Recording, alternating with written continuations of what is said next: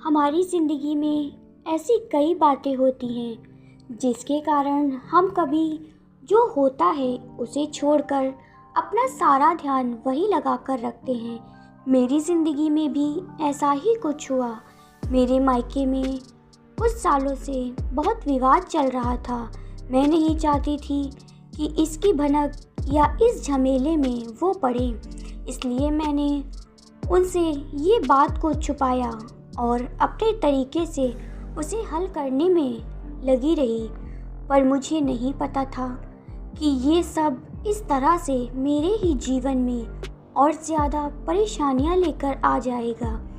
मैंने कई बातें थीं जो उनसे छिपा कर रखी थी, इस कारण उन्हें क्या पता क्या क्या लगाने लगा और वो ना जाने कब मन ही मन मुझसे अलग होने लगे। शादी के इतने सालों बाद हमें लगता है कि सब सही चल रहा है, लेकिन ये सब कैसे हो गया मुझे पता भी नहीं चला। कभी भी हमारे बीच में इस तरह की कोई बात नहीं होती थी। वो मुझसे ज़्यादा कुछ पूछते नहीं थे, उनका स्वभाव ही कुछ इस तरह का था, या शायद मैं ही अपनी परेशानियों के चलते वो नहीं देख पाई जो मेरे जीवन में आने वाला था। जब मेरी आँख से वो पर्दा हटा और मैंने देखा तो मुझे समझ आ गया था कि मुझसे क्या गलती हो गई है। मुझे इस बात का एहसास हो गया था। मैंने उस गलती को ठीक करना चाहा, लेकिन तब तक शायद देर हो चुकी थी। उन्होंने एक शाम उनके फ़ैसले के बारे में मुझे बता दिया। उन्होंने कहा कि मुझे तुमसे ज़्यादा कुछ नहीं बोलना है, ना जानना है, मुझे बस तुमसे तलाक चाहता हूँ। मेरी ज़िंदगी में कोई है और मैं अब उसी के साथ रहना चाहता हूँ और मेरा फ़ैसला नहीं बदलेगा, चाहे तुम कुछ भी कहो। ये सुनकर जैसे मेरे पैरों तले ज़मीन ही निकल गई। मुझे पता भी नहीं चला कि कब मैं उनसे इतनी दूर हो गई और कब उनकी ज़िंदगी में कोई और भी आ गई। इतना तो मैं जानती थी कि वो एक बार जो सोच लेते हैं वो फिर करते हैं। मैंने उस समय अपने आप को कंट्रोल किया। मैं उनसे बैठकर बात करना चाहती थी, उनसे सवाल जवाब करना चाहती थी, मगर अब मुझसे प्यार नहीं करते तो मुझे उनके जीवन से चले ही जाना चाहिए। मुझे यही लग रहा था, क्योंकि उन्होंने मुझे साफ साफ कह दिया था। कभी मैं क्या विचार करती, कभी क्या, मुझे कुछ समझ नहीं आ रहा था कि आखिर मैं क्या करूं। कुछ दिनों तक हम लोग इस घर में ऐसे रह रहे थे जैसे कि अजनबी इंसान हो। हमारे बीच किसी तरह की कोई बात नहीं होती थी। मैं अपने को और उन्हें कुछ समय देना चाहती थी। मुझे एक मन ऐसा कर रहा था कि वो अगर किसी और से प्यार करने लगे हैं तो मुझे उनके साथ नहीं रहना। उन पर गुस्सा भी आ रहा था, पर मैं अपने रिश्ते को और कुछ समय देना चाहती थी।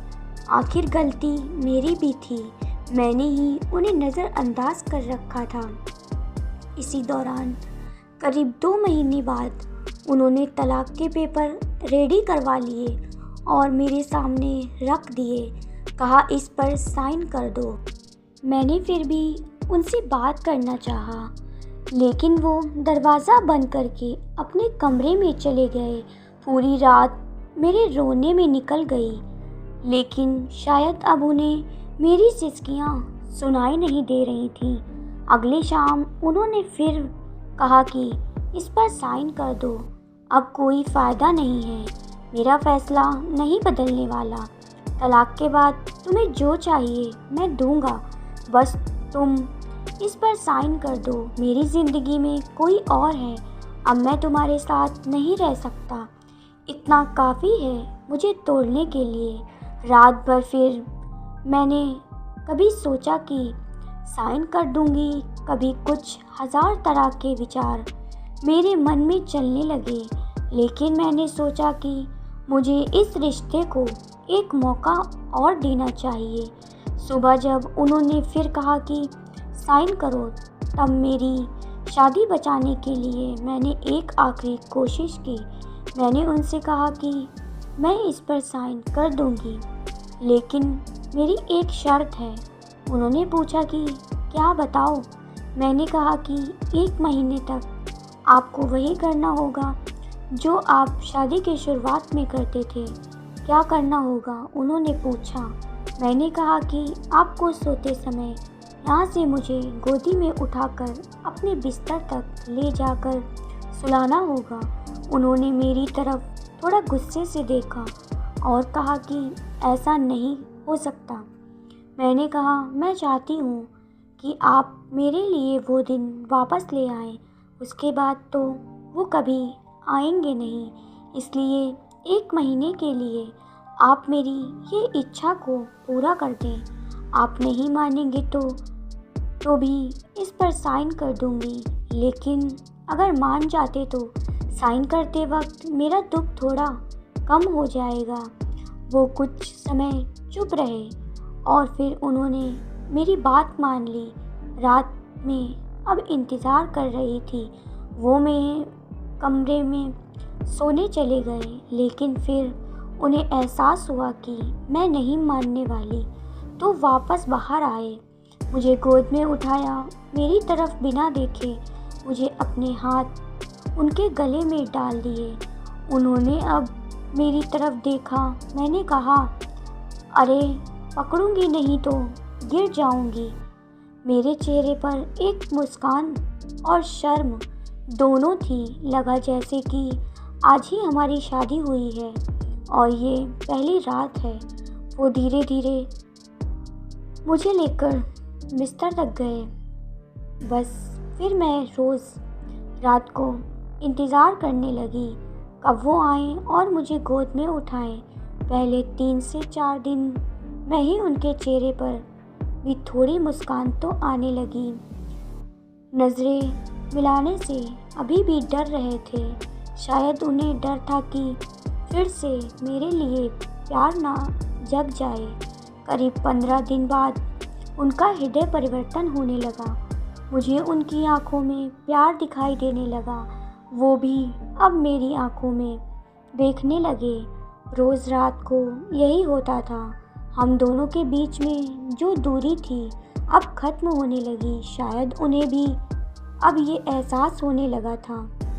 ये सब मेरी ज़िंदगी के खूबसूरत पल थे। 1 महीना पूरा होने में ही था। मुझे पता था कि ऐसा करने के बाद हमारे सारे गिले शिकायत दूर हो जाएगी, और वैसा ही हुआ। अब महीना पूरा हुआ, मुझे पता था, लेकिन महीना होने के बाद भी अब सिलसिला शुरू है। वो मुझसे और मैं उनसे दूर नहीं हो पाए। सोया प्यार फिर से जाग गया। पिछली बातों पर मैंने उनसे कोई बात नहीं की, लेकिन मुझे नहीं लगता कि उनकी ज़िंदगी में कोई और है। क्या पता उन्होंने भी ये सब मुझे सबक सिखाने के लिए किया हो। अब मैं अपना प्यार और अपने पति को खोना नहीं चाहती। उम्मीद करते हैं कि आपको हमारी ये कहानी ज़रूर पसंद आई होगी। अगर आपको हमारी कहानी पसंद आई है तो हमें लाइक करें, कमेंट करें, शेयर करें और सब्सक्राइब करें। इस कहानी के बारे में आपकी क्या राय है, हमें कमेंट बॉक्स में ज़रूर बताएं।